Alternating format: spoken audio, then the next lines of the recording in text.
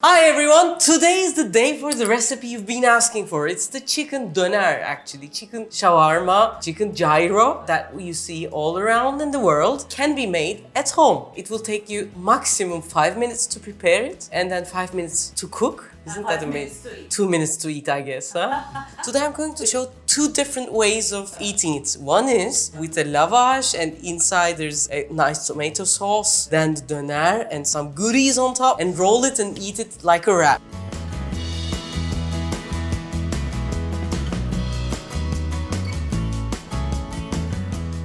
Or we make a pilav with you together, which is form of rice, and in these areas we make the rice rather different than the Italians and rather different than the Indians and Chinese way. I'm going to tell you the differences. We have pilav with chickpeas and döner together.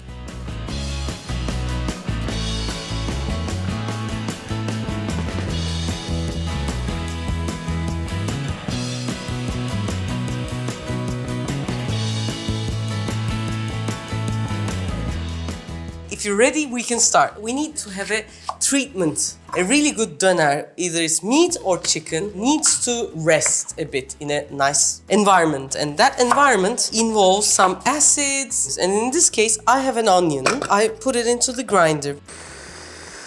I want to give some information about these machines. It's the watts, how many watts. In here, for example, this is 450, not very strong actually. The second thing is whether it's one blade or two blades. Two blades is almost necessary. When it's one blade, you cannot make this perfect puree. We just want the juice. It's going to soften the meat, so it's quite a lot.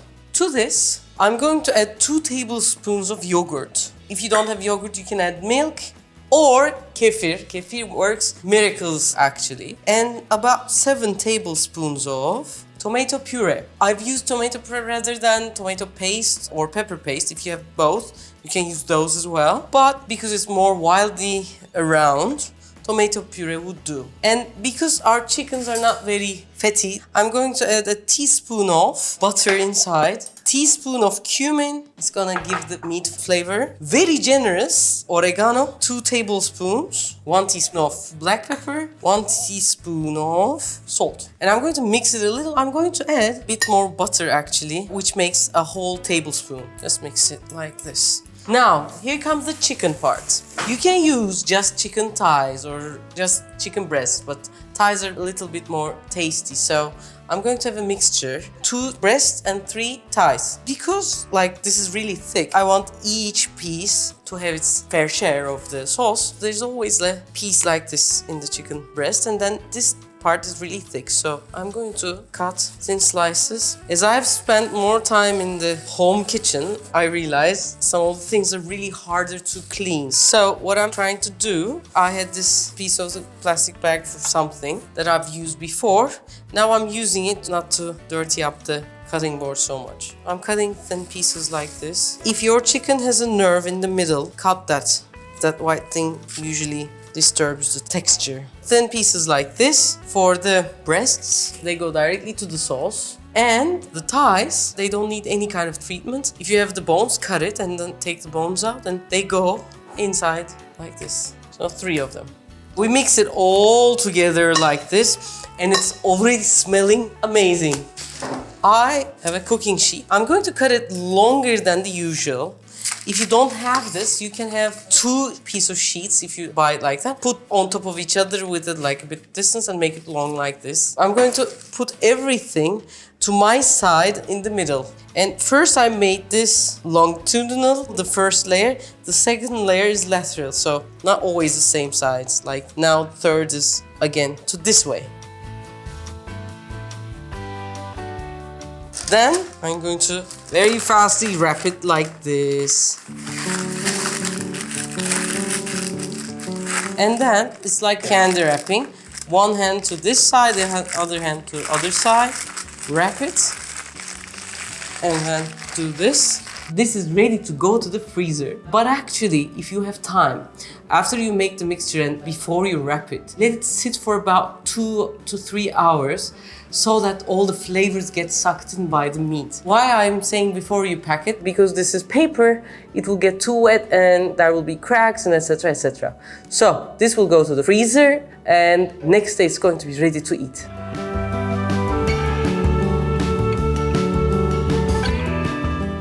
one actually I made yesterday. I'm going to cut this. There's no pleasant way of cutting it. The first ones will not be such in a great shape, but it will get better. Your hand is going to be cold, so take a paper towel. This looks it's as if too much, but because it's so cold, you really need it. Do this. This you have to be fast. As you get into the depths of it, it's going to be harder, as you can see. So when that happens, turn it and then cut from the edge like this, like the döner itself. As you cut from each side, again it gets harder. Turn it and go on. I've cut the first piece. This can rest for a while. Now I can go on cooking. I'm going to take a bit of butter, not so much. Make sure that all the bottom is covered with it. If you have the excess, take it out. And then put all these pieces to the pan. Each pan will take a portion. So you're a family of 4. You have 2 pans and have 2 portions each time. And put them on the side. Don't let the döner melt. So if one person is cutting, let the other person be cooking. Don't put one piece on one side and the other one to the other. Start from one place and then turn all around and finish up at the same place. So when you need to turn it, you know where to start.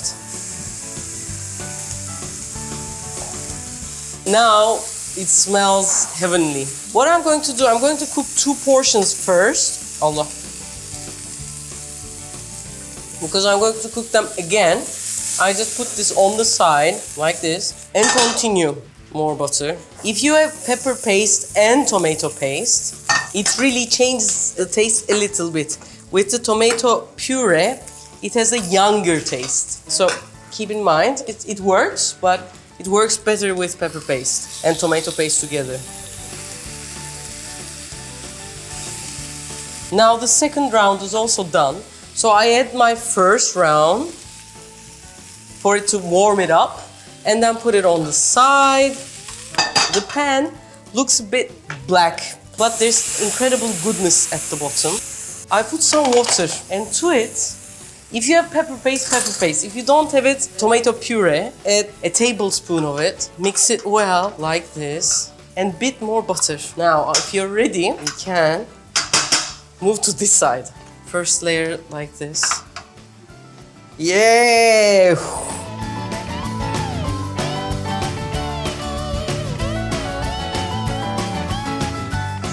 2 layers like this. Bit more to the middle. And then piece of döner.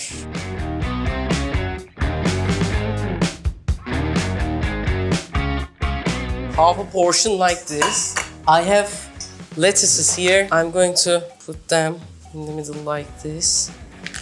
The crunchy parts as well. It needs the crunchiness, so a lot of greens, that's beauty. Pickles, peppers, I take the top off. Another one.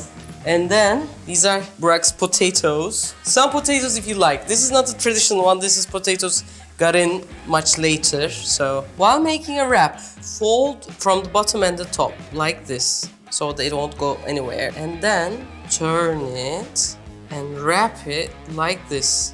Here comes the wrap. Here comes the sun. Now, here is the döner dürüm. Look at this. It's speaking. Can I eat it?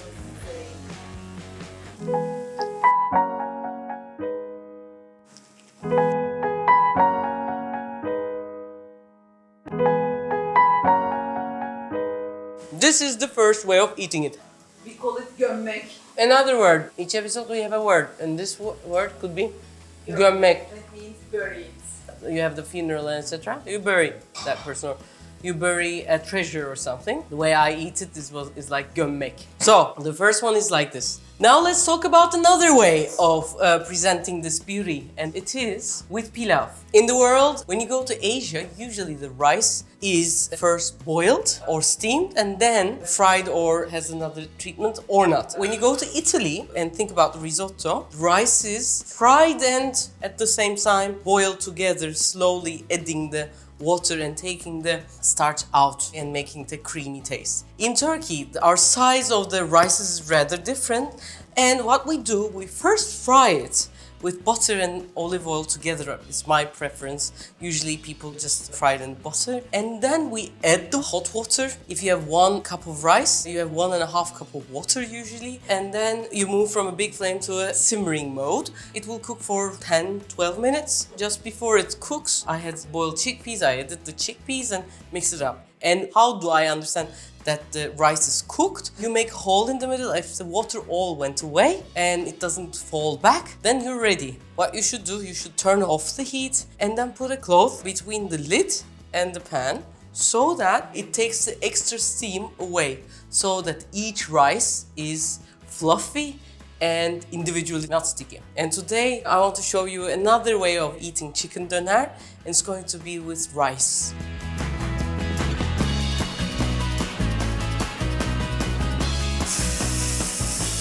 When you're cooking the döner, actually the pan is going to be dark at the bottom. When you finish the first round, to be ready for the next one, put a bit of water. Okay, and then this is a lot of flavor added to the chicken. So either soak it with the Sauce or do this.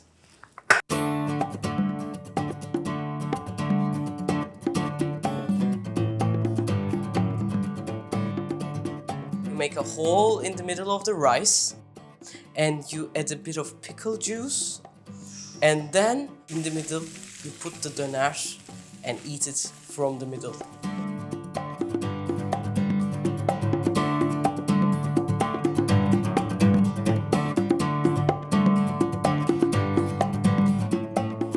For some freshness, I'm going to add some parsley, and if you want, you can add some yogurt. So this is what döner kind of looks like. You can see from the shape how it is different from if you just like slice some chicken and sew and make it. It's really different. I want to show you some photos of how it is in real life in big döner chains, and you can see how the texture is impossible to differentiate. This is almost like the half of the chicken, but with a recipe like this, 4 people can really be full.